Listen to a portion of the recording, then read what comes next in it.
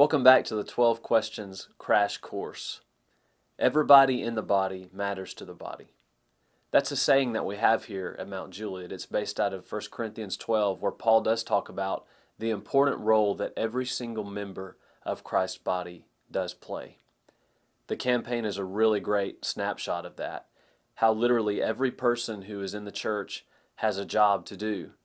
And today you're going to get to hear a little bit more about that. What are the logistics of the campaign? What are the ways that you can serve in the body during this week and also in the weeks that lead up to it and the weeks to follow afterwards? What's the campaign look like logistically?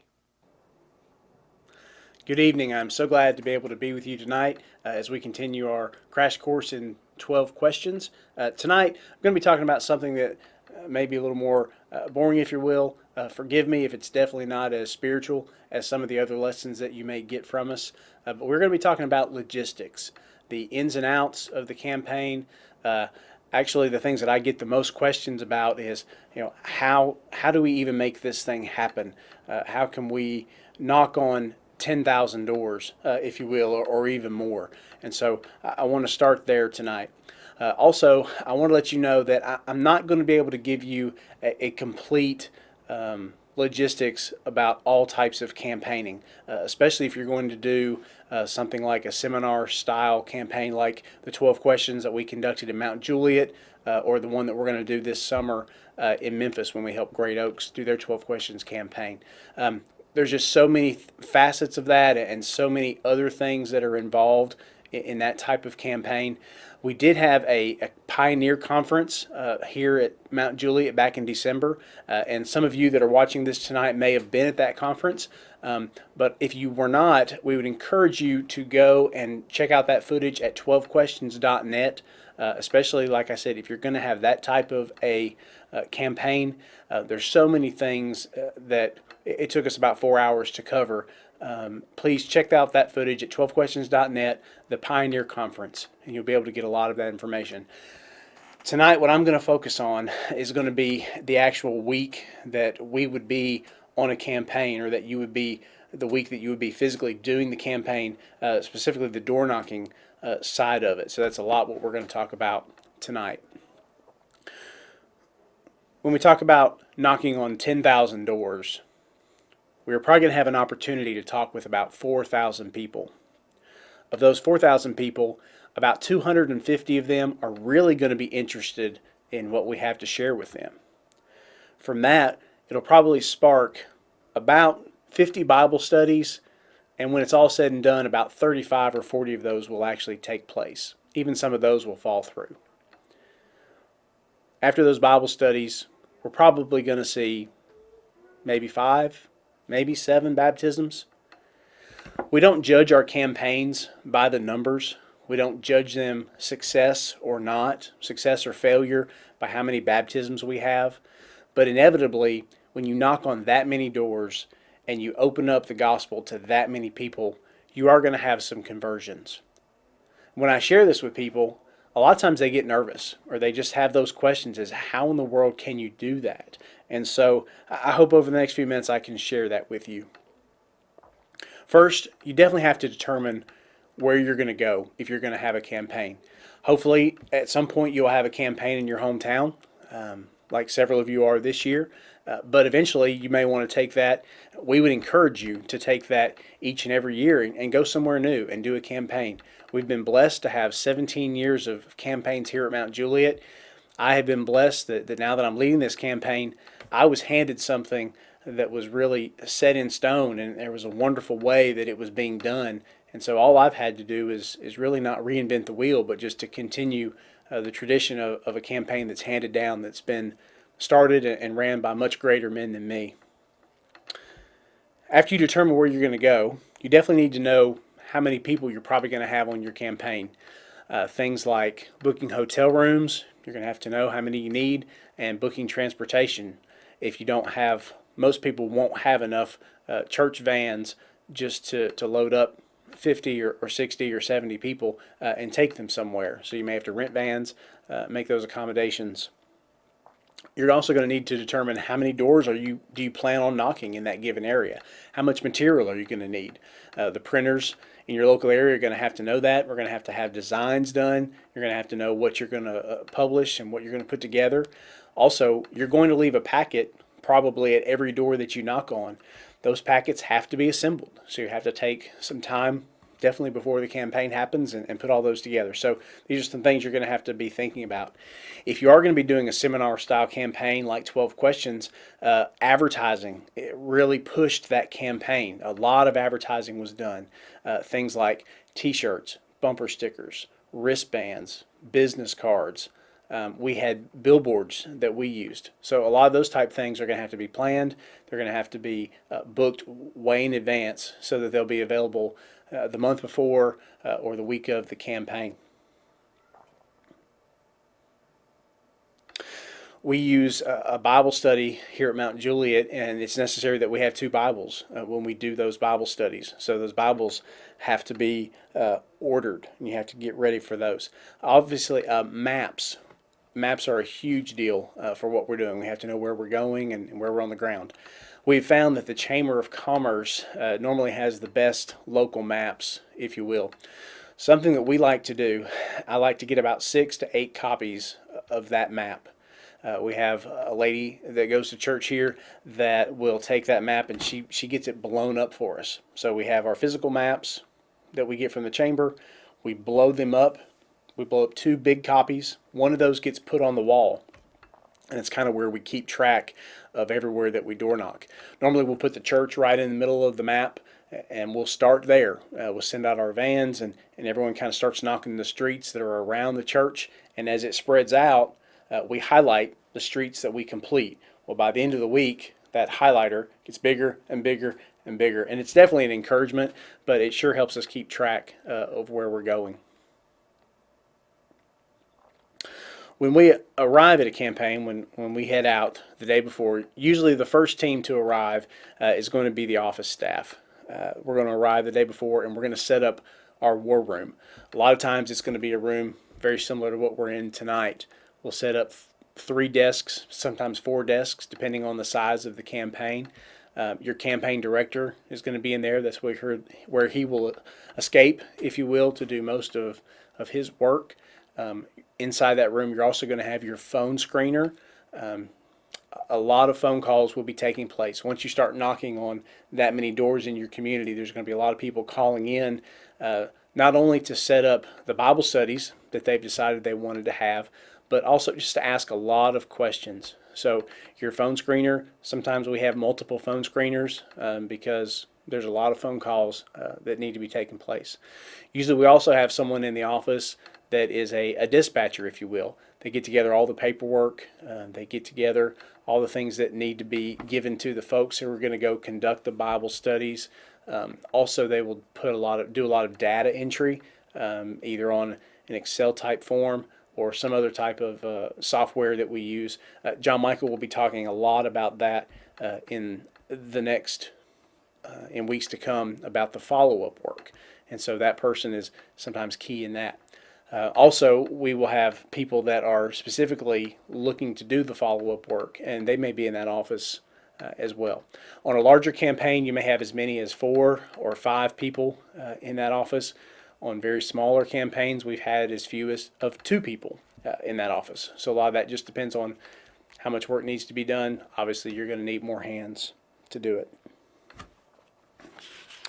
The day before the campaign, or the night before the campaign, everyone else is going to arrive, and they're going to be very excited. We try to get a good night's sleep each night, but then we start day 1.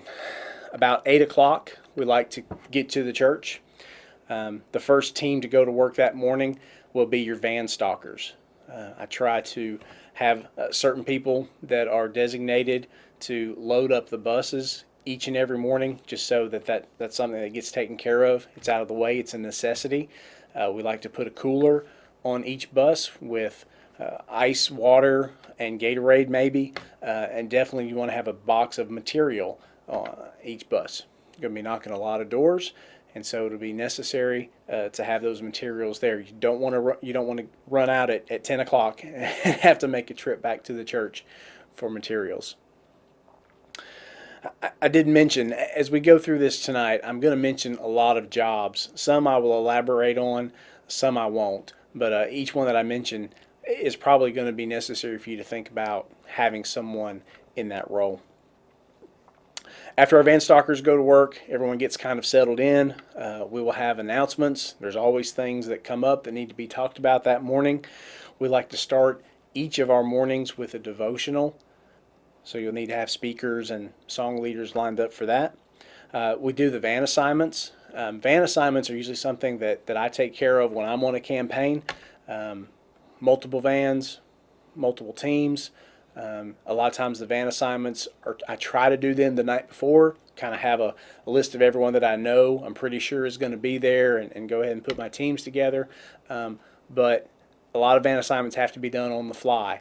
I'll use a big whiteboard a lot of times to do my van assignments because people don't make it. Other people that you didn't know about are going to show up. And so I always tell everyone to be really flexible.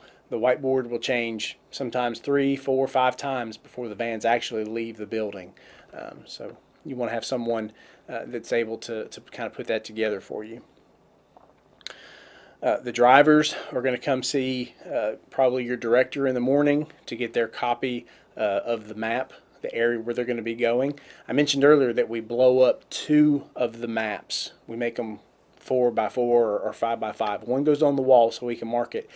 The other we segment into maybe 30 or 40 sections of the areas that we're going to be knocking.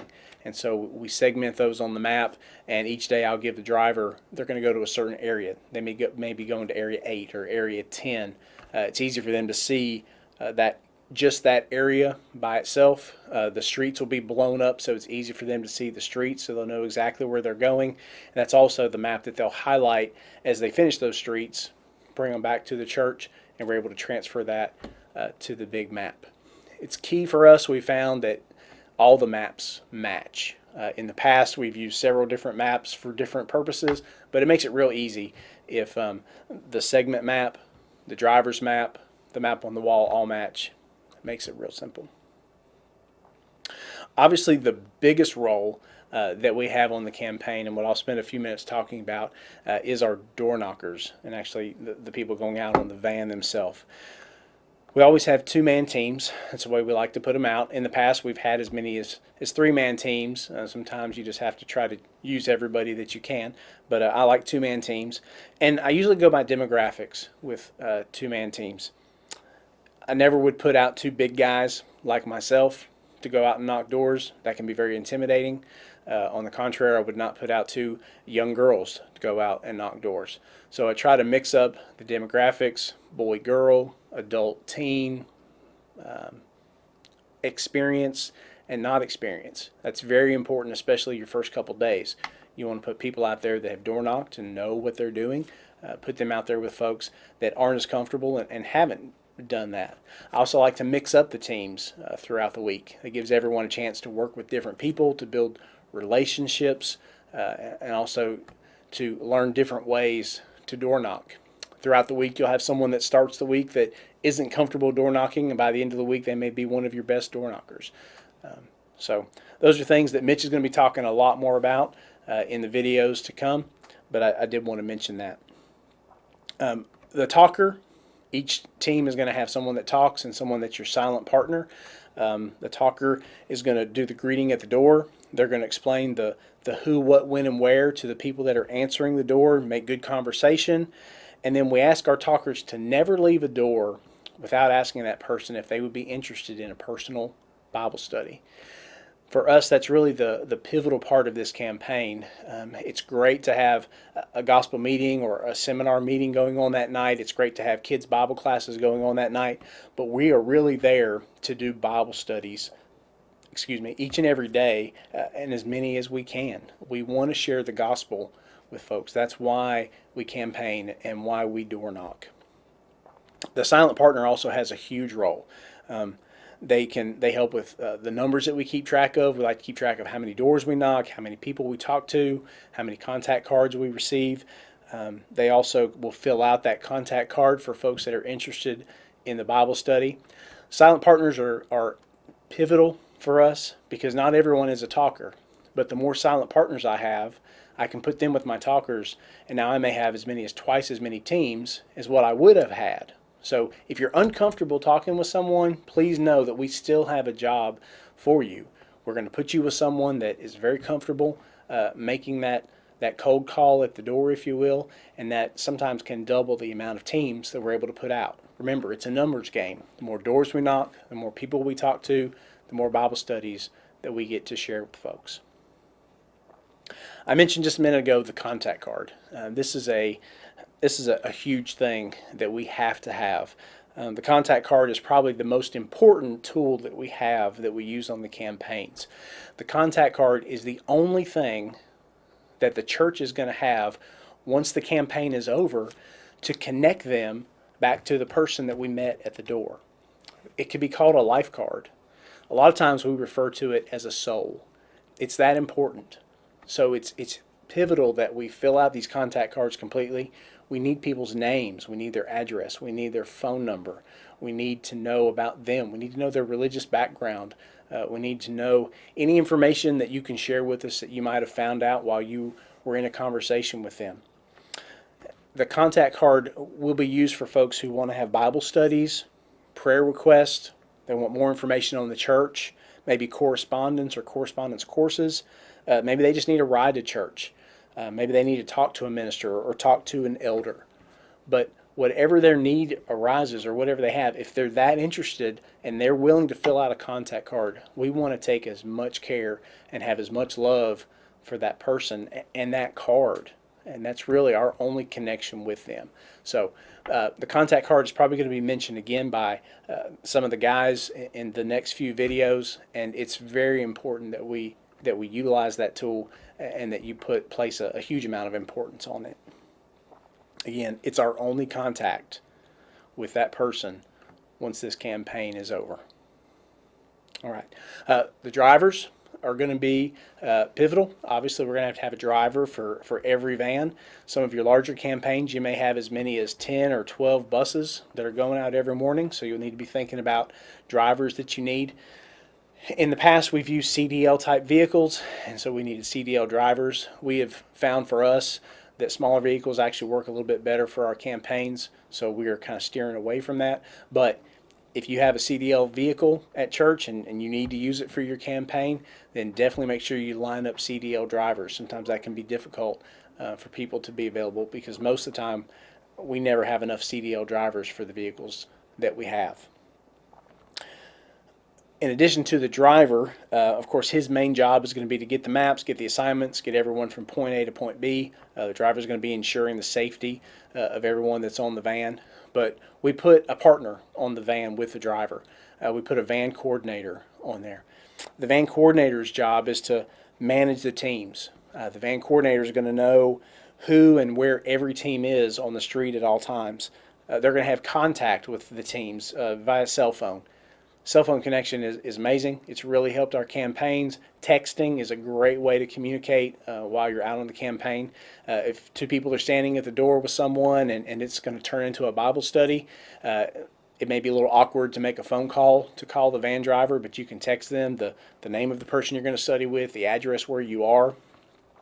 We always want to think about safety, so I definitely want to say never go into a house. If you're a door knocker, never go into a house without telling your van driver or your coordinator where you are. We want to make sure we know where all of our team is all the time. That's highly important. The van coordinators are also going to be the ones that collect all the data. When we keep track of all these numbers and we have these tally sheets that we put together and we have these contact cards that we fill out at the end of each morning or at the end of each evening, all of that information is given to the van coordinator. The van coordinator tallies all of that, and they're the ones that bring that back to the office. It saves us from having 100 people bringing back things to the office. We only have about 10 that we have to deal with, and saves a lot of chaos, makes things a lot cleaner. All right, some other jobs I want to talk about real quick. I just have a few minutes left, but you're definitely going to have a cooking staff. We have to feed this army. We like to provide lunch and dinner for everyone that's campaigning each and every day. So depending on how large of a campaign you have, will determine how much of a cook staff you have. Also, we recommend that you have a cleanup crew. we're normally ready for Wednesday nights, and we have people that make the building available and ready for guests to come on Sunday. But when you think about the campaign, now you're going to have 5 nights, and so we need to have a crew a lot of times that's just dedicated to cleaning up the building. Of course, you always encourage people not to make a mess, but it happens. The Bible studies, like I said, the importance of them. We like to have a list of teachers who are ready and who have been studying the material, and they're ready to sit down and conduct those Bible studies. Those Bible studies, sometimes they're going to start on Saturday. They're going to start occurring at the door. When you go to a door and you ask someone, inevitably, if they want to have a Bible study, it happens that sometimes they say, sure. And when is a convenient time for that? And they say, well, I'm not doing anything right now. So Bible studies start occurring on Saturday, right there at the door. We try to make sure that each bus has someone on the bus that can conduct those Bible studies. So if you're knocking a door and you don't feel comfortable doing that, there should be someone on your bus that can. A lot of appointments are set, and that's where the contact cards come into play. Those all come back to the office. We set those appointments. We always call people and double check and verify those appointments. The silent partner is there to witness, and the silent partner will go on the Bible studies. We don't just send one person to do the Bible study. They're there as kind of a witness. They're there for safety. They're also there. They can help the student find the verses, if you will. They may even take notes for the study. So you have your person conducting the study. You have a silent partner. A lot of times it's also necessary to send a babysitter. We have sometimes sent 2 babysitters if we had to, just to make sure that there aren't any distractions while the Bible studies are going on.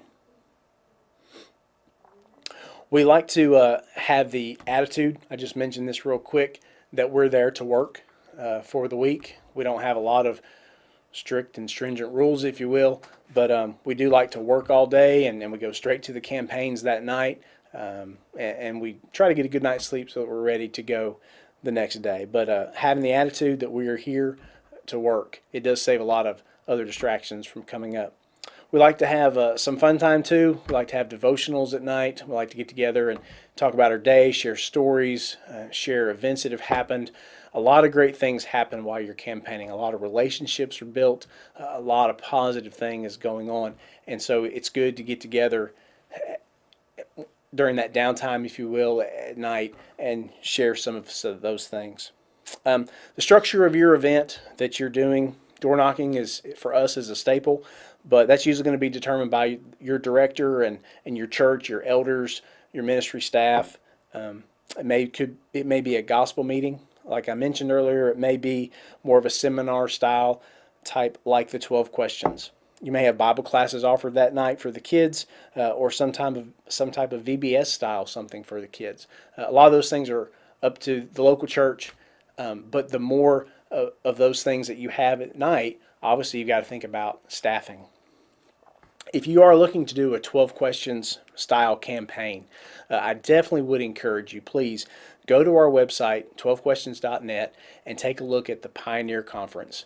We laid out about 3 or 4 hours that told all about how to conduct a 12 questions campaign. There's a whole lot more things that go into it in the beginning, throughout the campaign, and definitely campaign that night. When you start talking about a 12 questions campaign, there are lots of other staff you're going to have to think about. You'll need a tech team, a video crew, greeters, a lot more staff that are physically there working the campaign.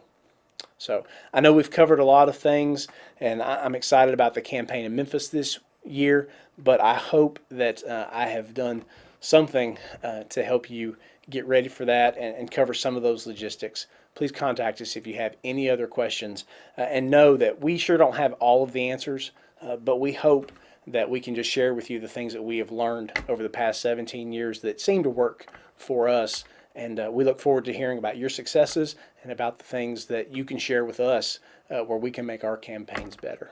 Thank you. All right, lots to talk about from that segment as well. I'm here with David Shannon again and John Michael Kennedy, a couple of ministers from the Mount Juliet Church of Christ. As we pick up where Mike left off, and Mike covered a lot of ground there, One of the things that Mike doesn't do a good job of is talking about himself, which I appreciate about Mike.